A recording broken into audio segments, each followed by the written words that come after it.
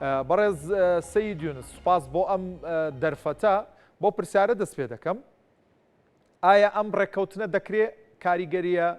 نزیکمەوەدا و دوورمەوداکانی لەسەر زێر و زی و چی بن؟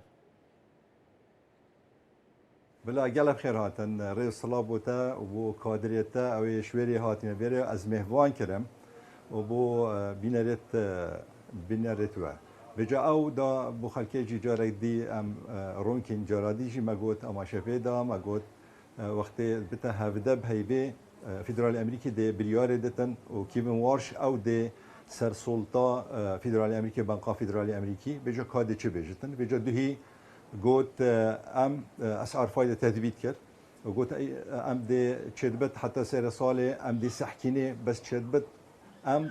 سعر فايده زياده كين بجا كر زياده كرن بزانا دولار دي بقيمه كفت جديه ورا دولار قلب قيمه كت وزيرجي داكت او ايك يا دويجي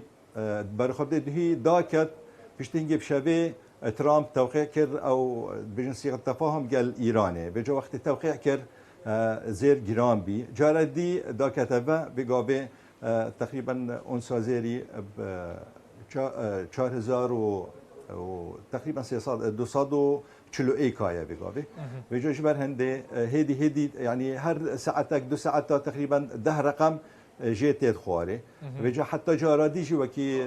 بري چند روزا کا اسبوع عادي وكي ابرو تقریبا 4020 بی چه بجاره دی بزفتاوی ویسیاری بله بەڕێز سەید یونس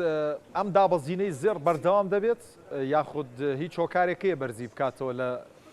لەم نزیکانە لە چەند ڕۆژی داهاتوو ئەو ئەتیمادەوەی سەر چییە سەیدا زایچەوە ئەو سەر گفتوگۆ ئەمریکا و ئیرانێ بێجا 6 ڕۆژی داینە ئێکودۆ او دبيجن على اساس ابا صيغه تفاهم يعني وكي دبنا مالا مثلا بيك نهاتينا دچن دركي دبيجن ام دچنا فلاندر شيست روجا حتى ام بيك بين بيجي حتى بيجو ام نزان دچليتن او جي قال تاثير اخويا هي يا دوي تاثير اخويا مباشر يا سركي او فيدرالي امريكي يا دهي فيدرالي امريكي كيفن وارش بريارا خدا وقلت ادي نينا بيجبيني مثلا بيجبيني هايبا دي ان بشتي دوسي هايبا جاردي ام دريني كادي تشكين بيجا حتى بيقا برخب دي ديار نبي بيجا هدي جاردي تخوارج برشة دولار قلب قيمة كتيا مقابل عملة دي الجيهان ادويج من النافخ بيجا او تاثير اخول دي زيري كتن شاد بد جارك دي دشتا 3880 بيجا ادويج ما بينارت ما اوید بویت بکرتن هکر ولی بیتن چتا 3880 بلا بکرد اش بر شوی آستی دجاله دی بلنده ده زۆر باشە بەرچاوڕوونیەکی جوان بوو پێمان بڵێ خەڵک لە دوای ئەم ڕێکەوتنە ئەمڕۆ زیاتر ئەهات زێڕی دەفرۆشت یا دەکڕی باوەڕ بکەس پێدە حتا بێگاوێ خەلکێمە لیرات کردن اجبر ما قلت به هنجي ما قلت هفده بهاي بيشتي هاي اويد بيت كرتن بلا بيت كرتن بيقول بشكل ارزامي يعني جدي ورا تقريبا 5000 هر غرامي ارزام بي ابا يكادو يجي بر خبده ابا زيري امد بيجين 24 بيقول طلب السره خلك ما عندك تكرن امجي ابا كيلو ام الماكينه الدين وعندك بغرامات كرن وامجي ليرات شيتكين جبان جوي زيري ام شيتكين ئێستا نرخی ئەوانی بەڕێز سەید یونس نرخی ئەوانی دەستمان پێ بڵێ لیرەکە بە چەندە کیلۆی زێر بە چەندە غەرامی ئەو زێڕێکە بەدەستەوە بلا بێگاوێ کیلۆ زێری بێگاوێ من کڕی ئەب 13 دەفتەر و 5 و 8 وەرەقە یعنی 13 دەفتەر و 5 وەرەقە و ليرة حفتو 205 غرام ام دي 5 غرامي بيجين اما 5 غرام في صدو هشتيونها دي بتا نحصدو تشلا بيغاوي ليرة اك مسقال بيغاوي نحصدو تشل هزار باش وتخواز لسر ليرو او پارچانه زيري اي زيري جوانكاري خلق نايكر اللي استيا كندرخكي بو جوريا بلي والله تكرن بله جاراديشي ما قلت بي سر قناة ما قلت ما موسمت هين بري هنجي بيراتتن ماني موسم ما نوروز بي بري 2014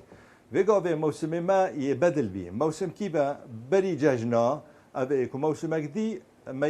هي باشش بازداي هي باشش حتى بتا هيبانه خلك ما أبد دربي ولاتي أو الأوروبا قصدا هرمتكن تن زيارتين وقال مروفيت خو بيجا بارا لي جدا وتن الفيري هديات كران وتشتك ديجي سيدا أو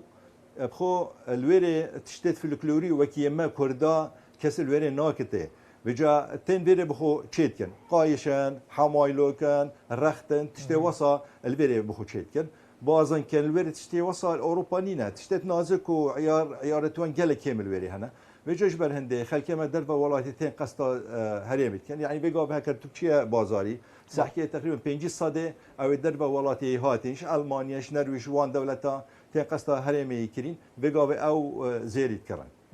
باسێکی زی ومان بۆ بکە کیلۆی بە چەندە ئێستا لە بازاردا چ جۆرە زیوێکە و تا چەند خواستی لەسرە والله بقابه زيف نوكي بري بيراتتن بري يعني ابا بري شش هيبا بي ترند هنگه سرقنات واجي ما قلت ايك دشت بزناخو فروش دشت كيلو اكزيبي كرتن مش انا شو اللي خلك ترند قلت دي جرام بدي فلان ودي هنگه جي من اماشه بيدا ومن قلت خلك او شو اللي وين نزيف بتن صباي وقت تفرش دي خسارات بتن بجا اجبر هندي زيف بقابه طلبه خلك ما هنگه 5 صدى طلبه خلك بي خلكت كري زيادة بي وطلب السرچه بي معروض يعني كمترش مطلوبي بي جرام بي حتى بينجو حفت ورقة جي هر كيلو شو بقاوي 22 ورقة 22 ورقة ونيفايا بقاوي هر كيلو وبقاوي جنما يعني بقاوي قواديش تا ماشي بيدا تقول مرمر او يت اماراتي او بقاوي شو فرق نمايا بس فرقاوي او چارنه وسينه هكر يدي حمي وكي اكتي تفروتن باشا باز لەوە دەکرا کە دووبەی ئیتر ئاڵوگۆڕی زێڕ و زی و خشل لەگەڵ هەرێمی کوردستانە ناکە یاخود جۆرێک لەم ئاڵوگۆڕە ڕاگیراوە ئەمە کاریگەری هەبووە لەسەر هاوردەوە هەناردەی زێڕ و زی و لە هەرێمی کوردستان أكيد بري هنجي بوما مطار هولير سليمانية هات تشت بوما دبي هات ماني ترزاني بقابة الويري دبي هما بيجا تجارتك عالمي الويري خاصة يزيري بومتات شويري بشك ارزان بومتات يعني شويري مثلا 3 دلار ونيفا تاجرت ما ب 4 ونيفا دانا ما انا 5 دلار ما ب 7 دلار تفرت ب 8 دلار فيجا بجبر ريكنينا وقد غيا ووضع بشكل نخوش الويري بيجا فيجا تقريبا 7 دولار حتى 7 دولار ونيفا يتعادي تاجر التما فيت ام ب 9 دولار ويبا ام فروشين بيجا ابو جلا كاريكار يعني تاثير السيكوما يكري والبازار يكري والسعر جمله يعني بقى مره خب دي ام دي تشتاق ديجي بيجنا خلقي خو بر خب ده به هكر صحكي الكاميرا ابا بر خب ده بقى شركه الهوليري هاتي شركه طيبه او بقى الهوليري سليماني هاتين بوما او شركه تشتت دبي تشيتكن وارزانترج دبي يجي بوما تشيتكن او جي قالك باشا عبد بيجين يعني شركة ما اوت بقابه جلزيري هي ان ورشة ما يتمازن بقابه اوجي نعمته بقابه شولما حمي الهوليري والسليمانية بو ماتشيتكن يعني اوجي قالك تأثير اخو يعني تقريبا بيجمته 5 صدى الشولما او دبي تيتن بقابه الهوليري والسليمانية بو ماتشيتكن مرة السيد يونس احمد زرنگري بازمون لدوك وزور سباس ما دومان كردي